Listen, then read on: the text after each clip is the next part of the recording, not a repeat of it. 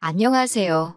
한 입으로 두말하시는 염치 없고 뻔뻔한 시어머니와 연 끊고 살고 있는 30대 여성입니다. 부모 사랑은 내리 사랑이라던데 저희 어머님은 왜 그러셨을까요? 남편과는 소개팅으로 만났습니다. 말수가 많지는 않았지만 말 한마디 한마디가 위트 있는 사람이었지요. 그리고 제가 코미디 영화를 좋아하는데 남편도 그렇다고 하대요. 그래서인지 첫 만남부터 말도 얼마나 잘 통하던지 저희는 딱 3번 만나고 바로 연애를 시작했습니다. 그때 저희 둘 나이 28이었어요. 이후로 저희는 결혼 전 4년의 시간을 함께 보냈습니다. 짧다면 짧고 길다면 긴 그 시간 동안 남편도 저도 직장에서 어느 정도 자리도 잡았고 서로에 대한 굳은 믿음도 생겼지요. 그래서 남편이 먼저 결혼 이야기를 꺼냈을 때 그 자리에서 좋다고 했습니다. 그리고 얼마 후 양가 부모님께 인사를 드리러 가게 되었지요. 처음에 시댁에 갔던 날이었습니다.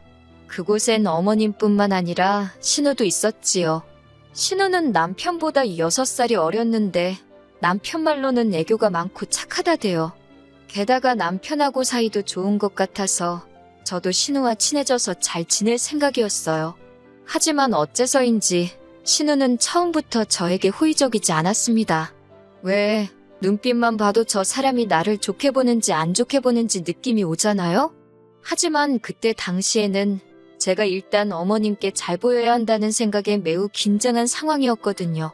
그래서 신우의 그 예의 없는 행동에도 기분이 나쁘다 정도로만 생각했지 나한테 왜 저럴까 그런 생각은 깊이 하지 못했습니다. 대응은 더더욱 생각도 못했고요. 한편 그날 알게 된 뜻밖의 사실 하나는 남편의 월급 관리를 어머님이 하고 계셨다는 거예요. 남편이 제가 어떻게 생각할지 몰라서 제가 자기를 혹시 마마보이로 볼까봐 말을 못했답니다. 그러면서 한다는 소리가 아버님이 돌아가신 이후로 어머님이 당신은 아무 쓸모도 없는 사람이라며 자책을 많이 하셨다고요. 그러다 한 번은 남편더러 당신이 월급 관리를 해주고 싶다 하시더래요. 남편은 솔직히 어머님께 맡기고 싶은 생각은 없었지만 어머님이 모처럼 의욕을 보이셨던 일이라 자기가 차마 거절하지 못했다며 그러면서 남편이 저에게 단호하게 말하대요. 결혼한 이후에는 자기 월급 관리는 무조건 저에게 맡길 거라며 그러니 이 일로 이상한 생각이나 오해는 하지 말아달랍니다. 어머님이 얼마나 모아두셨는지 아냐고 남편에게 물어보니 어머님 말씀에 의하면 1억 정도 될 거랍니다. 저는 제가 모은 돈은 8천 정도 있었고 친정에서 6천을 보태주시겠다는 상황이었고요. 하나뿐인 딸이 고생하면서 시작하는 거 보고 싶지 않다고 하셨거든요.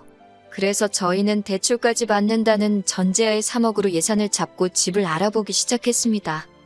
이후로 주말이고 평일이고 구분 없이 매일매일 발품 팔고 손품 팔기를 한 달, 다행히 저희 마음에 드는 아파트를 발견했어요. 보고 간 사람이 여럿이란 말에 마음이 급해졌고 당장이라도 계약금을 걸어야겠다 싶었지요. 그런데 그때 남편이 어머님하고 일단 상의를 먼저 해야 하지 않겠냐대요. 덧붙이기를 꼭 어머님 말씀을 따르자는 건 아니지만 그래도 상의하는 척이라도 해야 제가 어머님께 점수 좀 따지 않겠냐는데 그 말이 듣기에 좀 거북하기도 했고 마음은 마음대로 바빠서 내키지가 않았어요. 하지만 하도 남편이 저를 위해 그런다는 식으로 말을 해서 결국 남편 말대로 하게 되었습니다. 대신 저는 주말에 이미 약속이 있었기에 남편 혼자 어머님을 만나 뵙고 오기로 했지요. 하지만 남편이 어머님을 만나고 온 그날 밤 전 정말 충격적인 이야기를 듣게 되었습니다.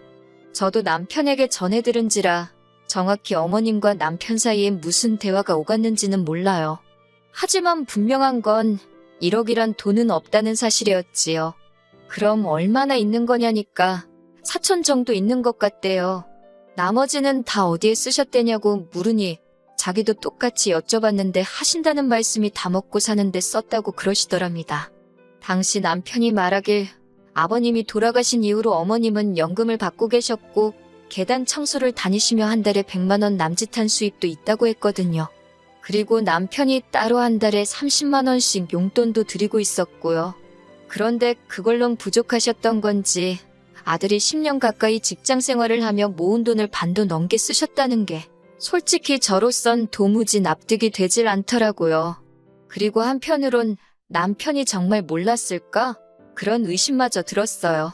하지만 소화기에 대고 정말 엉엉 우는 남편의 목소리를 들으니 제 마음이 너무 안 좋더군요. 결국 그 다음 날 남편과 함께 다시 어머님을 찾아뵙게 되었습니다. 자초지종도 듣고 앞으로 어떻게 해야 할지 이번에야말로 상의를 해봐야겠다 싶었으니까요. 그리고 어머님이 보여주신 태도는 제가 예상한 것과는 많이 달랐어요. 저희에게 미안해하실 줄 알았는데 오히려 역성을 내시대요. 부모가 먹고 사는 게 힘들면 자식 돈도 좀 쓸 수 있는 거 아니냐며 저희가 당신을 무슨 빚쟁이 취급을 한다나 어쩐다나 시쳇말로 아주 배째라는 식으로 나오시니 남편도 저도 뭐라 할 말이 없었네요. 하지만 이내 어머님께선 어쨌든 미안하게 됐답니다. 남편이 이렇게 빨리 장가간다고 할 줄 몰랐고 언젠간 당신이 채워놓으려고 했다고요. 그러면서 기왕 이렇게 된 거 저희 집을 시댁 근처에 구하래요. 그러면 제가 직장 생활하는 동안 애는 당신이 책임지고 돌봐주시겠다고요. 하나고 둘이고 상관없답니다. 그러면서 요새 애 봐주는 사람들도 한 달에 몇백씩 줘야 한다는데 당신한테 맡기면 저희도 돈을 아낄 수 있으니 좋지 않냐고. 사실 그 무렵 제가 아는 언니 애가 어린이집을 다니다가 큰 사고를 당했거든요. 그래서 저도 당장은 아니더라도 아이를 낳게 되면 어떻게 해야 하나 고민이 많았네요. 그런데 마침 어머님께서 먼저 아이를 봐주겠다 하시니 그 제안이 솔깃하긴 하대요. 남편도 제 눈치를 살피는 것 같고 그래서 일단 생각해보겠다 했습니다. 처음 며칠 동안은 친정부모님께 말도 못하고 고민을 많이 했어요. 파혼도 생각을 안 한 건 아닌데 남편하고 사이는 좋았고 청첩장까지 나온 마당이었으니 차마 용기가 나지 않았지요. 그리고 파혼한다고 사라진 돈이 다시 생기는 것도 아닌데 이제 와서 파혼을 하는 게 의미가 있나 싶기도 하대요. 정말이지 별의별 생각이 다 들었고 머릿속에서 별의별 시나리오를 다 써봤답니다. 그러다 결국 어쩔 수 없이 친정부모님께 다 털어놓았어요. 두 분 다 화가 많이 나셨지만 그래도 친정어머니께서는 아이를 봐주겠다는 약속이 마음에 걸리시는 눈치시대요. 그도 그럴게 저희 친정어머니는 일을 하고 계셨기 때문에 제가 애를 낳아도 도와주실 상황이 못 되셨거든요. 그래서 결국 결혼은 그대로 진행하기로 했네요. 구구절절 적지를 못해서 그렇지 정말 깊은 고민 끝에 내린 결정이었어요. 그렇게 우여곡절 끝에 부부의 연을 맺었습니다. 신혼여행은 둘 다 회사 일 때문에 휴가를 오래 낼 수가 없어서 가까운 제주도로 다녀왔어요. 여행의 마지막 날, 다음 날 바로 출근을 해야 하는 상황이라 집으로 가고 싶었지만 신우가 전화해서 한다는 말이 그래도 시댁에 인사는 하고 가야 하지 않냐입니다. 어린 신우가 그러니 너무 짜증나더라고요. 그나마 시댁이랑 저희 신혼집이랑 가까운 거리였으니 좋은 게 좋은 거다 생각하고 시댁에 들렸네요. 시댁에 도착하니 신우랑 어머님이 저희를 기다리고 있었습니다. 하지만 이내 저와 남편의 빈손을 보고는 진짜 너무하는 거 아니냐고 또 무례하게 굴더라고요. 신혼여행에서 아무것도 안 사오는 사람이 어디 있냐고요. 순간 어머님께서 이 사람 돈을 그렇게 다 쓰지 않으셨으면 저도 뭐라도 사왔을 거라고 쏘아붙이고 싶었지만 차마 그럴 순 없어서 시간이 없었다고 둘러댔어요. 그리고 이내 신우가 어머님도 남편도 다 있는 자리에서 또 한 번 선을 넘더군요. 아직 30도 안 된 신우가 애인도 없는 신우가 저더러 한다는 말이 자기가 웬만한 남자는 다 만나봤대요. 그런데 아무리 눈을 씻고 찾아봐도 자기 오빠만한 그러니까 제 남편만한 남자는 없다는 겁니다. 그리고 자기 어머니, 그러니까 저희 시어머니요. 아버님 돌아가시고 힘들게 버티신 불쌍한 분이라고 잘해드리래요. 아니 100번 양보해서 손이 시누이가 그런 소리를 해도 어이가 없을 판국에 한참 어린 신우가 저한테 잔소리를 하니 저도 더는 못 참겠더군요. 그래서 제 할도리는 제가 알아서 한다고 아가씨나 잘하라고 쏘아붙였습니다. 아가씨 지금 이러는 거 굉장히 무례하고 어머님 얼굴에 먹칠하는 거라고 덧붙였고요. 그러자 신우가 얼굴이 벌개져서는 아무 말도 못하고 저를 노려봤고 어머님도 마찬가지셨어요. 아무리 신우가 저보다 아랫사람이어도 어머니 믿는 자리에서 신우한테 그렇게 말하는 며느리가 어딨냐입니다. 그래서 저도 어머님 떨어 그러면 신우가 먼저 함부로 말할 때 따끔하게 혼을 내주셨어야 하는 거 아니냐고 받아쳤어요. 그러자 남편이 나서서는 이건 신우가 잘못한 거라면서 어머님더러 신우 너무 감싸고 돌지 말라며 상황을 정리하대요. 결국 한 30분도 못 있고 신혼집으로 돌아왔습니다. 짧은 시간이었지만 피곤이 2배, 3배로 늘어난 느낌이었지요. 남편은 신우가 아직 생각이 어려서 그렇다며 저더러 좀 이해를 해달라는데 제가 그런 식으로 벌써부터 신우 감싸고 돌 거면 이 결혼 무른다고 했네요. 그랬더니 남편이 금세 미안하답니다. 그리고 그런 남편에게 제가 어정쩡하게 중간에서 잘하려고 하지 말라고 다시 한번 선을 그었네요. 저희 부부는 4년이란 시간을 만났고 아이도 둘은 낳고 싶었기 때문에 따로 신혼은 갖지 않기로 했어요. 게다가 어머님이 당신이 하나건 둘이건 봐주신다 하셨으니 직장에 대한 제 걱정도 사라졌고 그래서 하루빨리 아기 천사가 찾아와 주기만을 기다렸지요. 하지만 어머님께서는 언젠가부터 걸핏하면 허리가 아프다, 손목이 아프다, 여기저기 안 아픈 곳이 없으셨어요. 어머님이 계단 청소를 하고 계시기도 했으니 자식으로서 그런 소리를 듣고 걱정을 안 할 수가 없잖아요. 하지만 신우는 생전 어머님 모시고 병원 한번 가볼 생각을 안 하길래 저희가 모시고 정형외과부터 다녀왔습니다.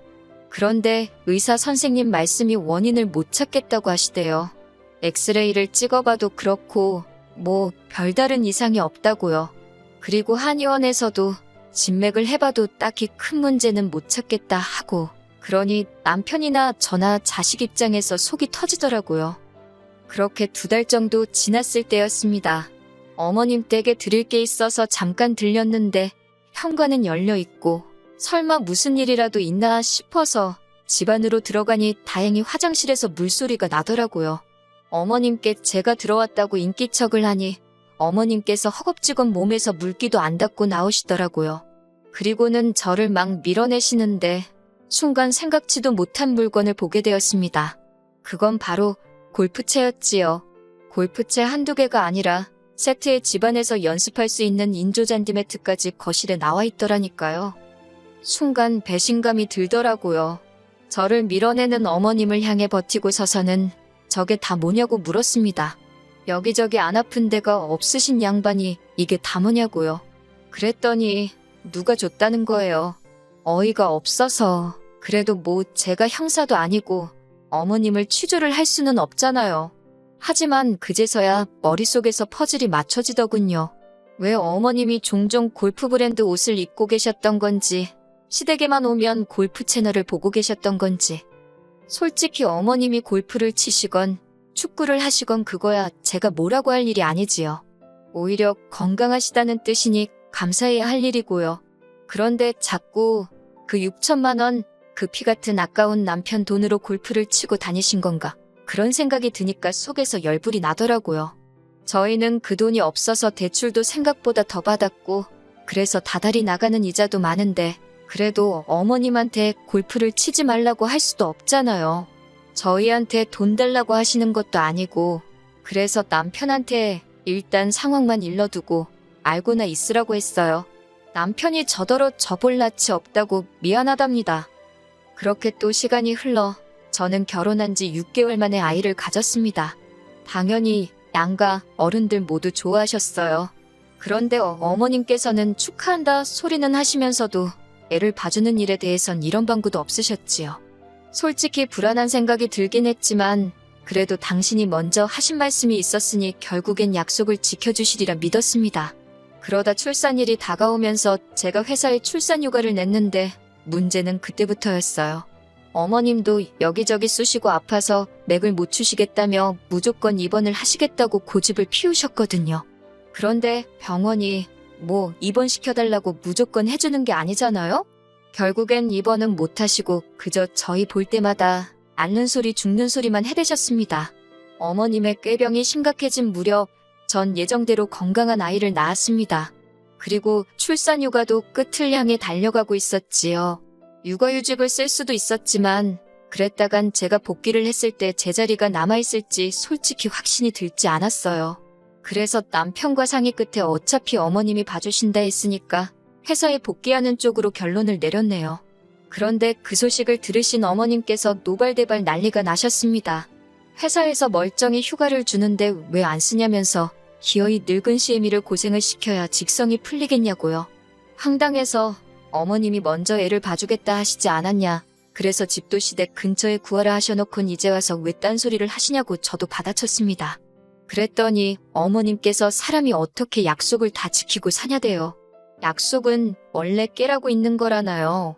초등학생들이나 할 법한 소리를 하시는 어머님을 보고는 더 이상 대화를 할 가치가 안 느껴지대요.